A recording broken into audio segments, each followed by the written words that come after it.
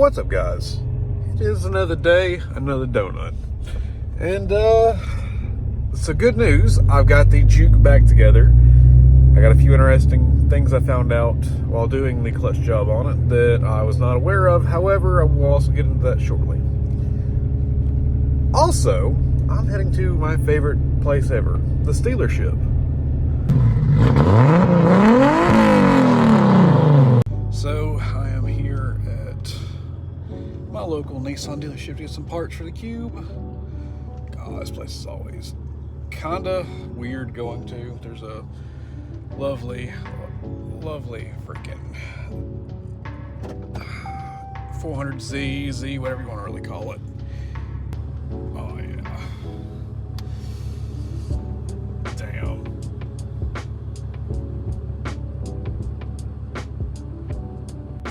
Went to go get parts. Well, actually it was my fault. I called Z1 yesterday to make sure they had the parts I needed.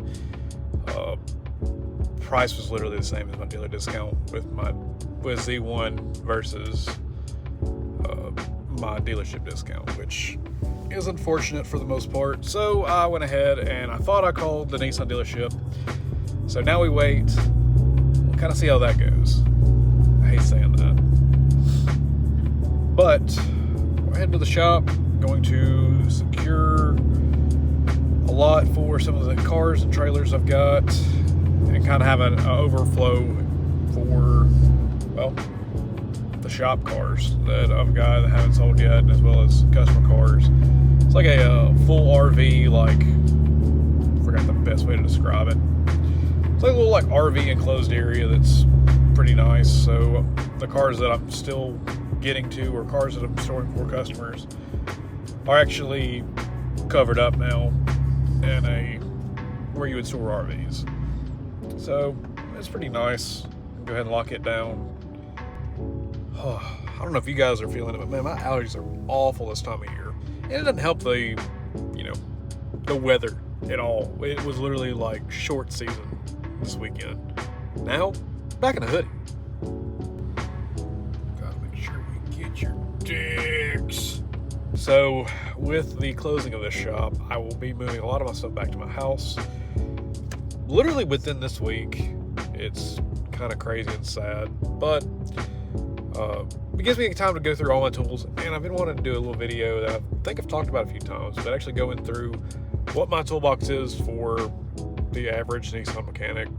Again, I'm not a professional by any means, but I'm pretty good for the most part. I've actually had some cars that have come in that are pretty terrible from some pretty reputable shops. That's me not talking crap, but I'm just going to show you guys what I like, what I don't like, as well as links to kind of help you guys out. If you guys are starting a budget, toolbox, you don't have to go crazy with a ton of like Matco, Snap-on, Cornwell. You don't have to do all that. Like, if you need it, and if you break it, my rule of thumb is if you break it twice, I'm buying the best of the best I get my hands on. For example, I have a amazing, I got a Proto 3/4 inch swivel head ratchet, it's like a 24-inch breaker bar, or it's not really a breaker bar, but it's a 24-inch long handle on it. I went through those like 2-3 times, and like I said, I'm not the best advocate of saying, oh, you got to buy the best of the best, or you got to buy Harbor Freight. Find your happy medium and find what works for you. We're going to touch base on that in the next video that I do, specifically about tools. That's not what we're about here. Kind of give you guys a few day vlog update. But going back to the whole, I'll get to make another trip back to Nissan. As you saw there, that, man, I really have always wanted a Proto Z, and I hate the fact that that car, or that Z that's at that dealership, is an automatic because it teases me every single time. And now that Z prices are going kind of down, I still have that itch. I wouldn't mind having a new Z, especially now they got the VR30 on them. But if I was to spend that kind of money, I'd still get a 35. I'd get a R35 all day long. I don't know, something just about them just tickles my fancy.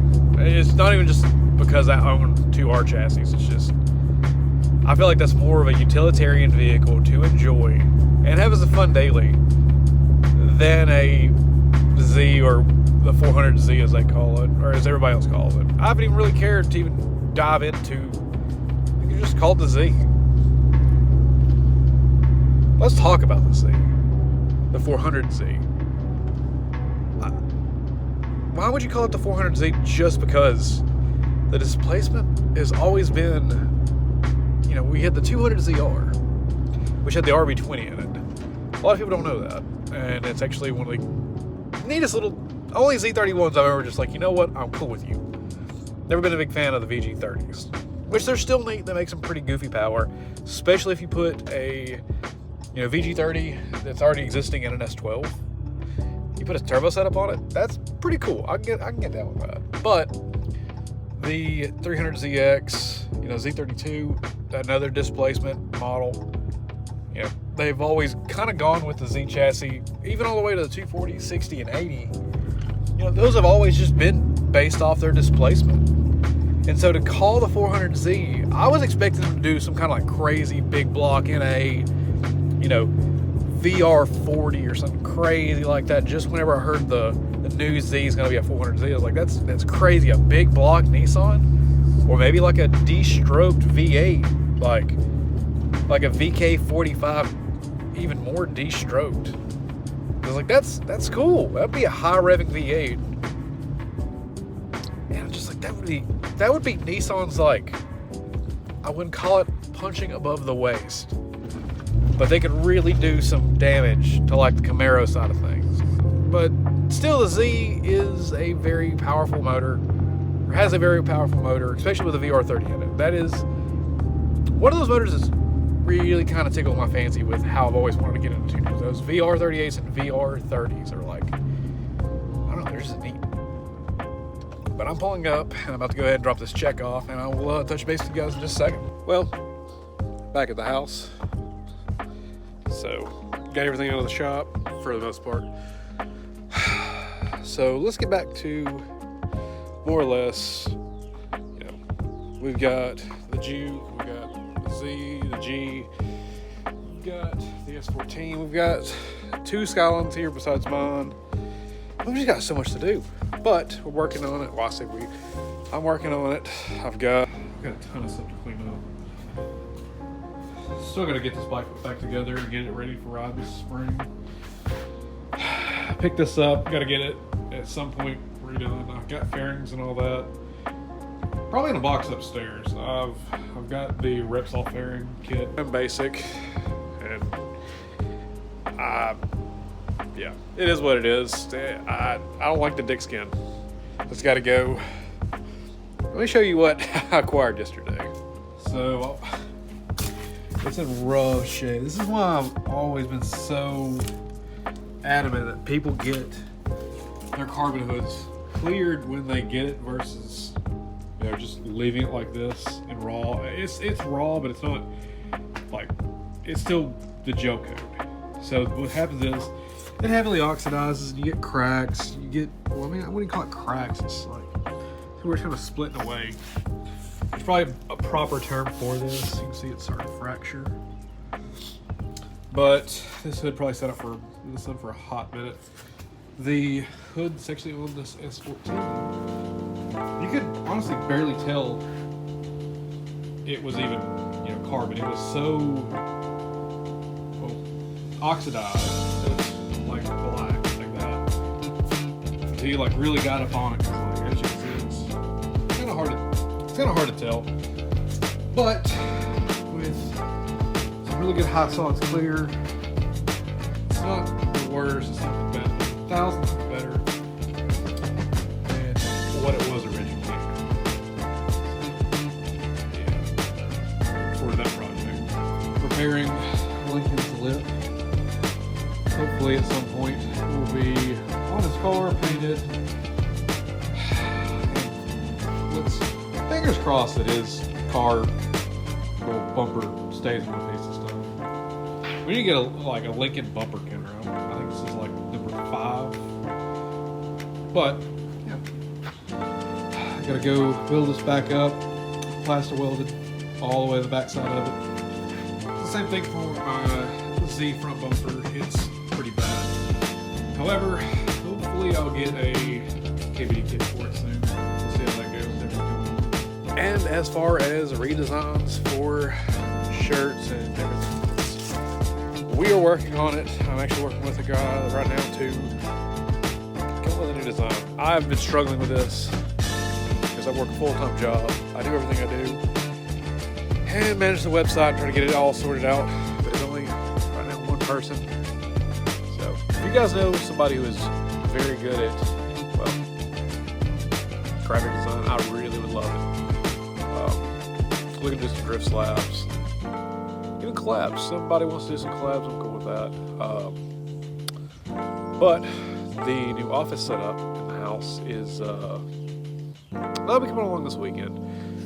There's a lot of organization going on, and it looks like total chaos right now, and it is. But for the most part, we are working on it. I keep saying we. But I want to touch base on that. Adding a bunch of new things to the website tonight, so keep an eye out for that. I should hear back from at least somebody on the graphic design or actual final design. Probably Sunday. We'll probably have another video by then.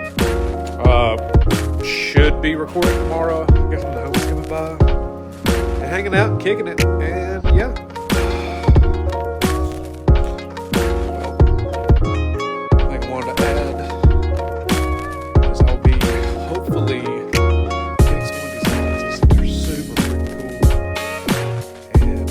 Stoked about it. When my girl that came over last time, she saw how my basement and everything had exposed wiring, which I'll be remodeling the basement hopefully here soon. It's just been a long, honestly, I've been home very much the past year. So my poor house has been neglected, and so is my own bills. But I got pretty dope hex lighting going on.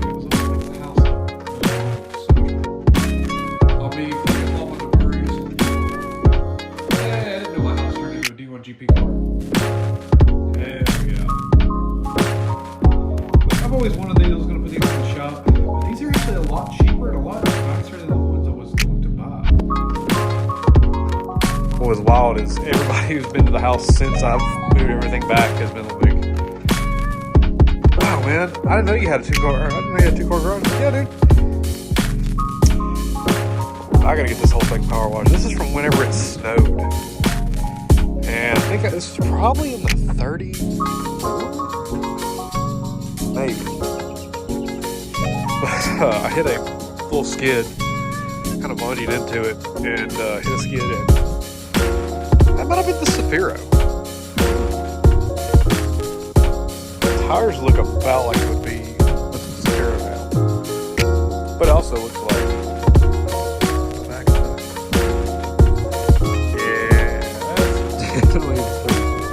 so I'm gonna put the video in of what I did when it snowed, but it was pretty neat.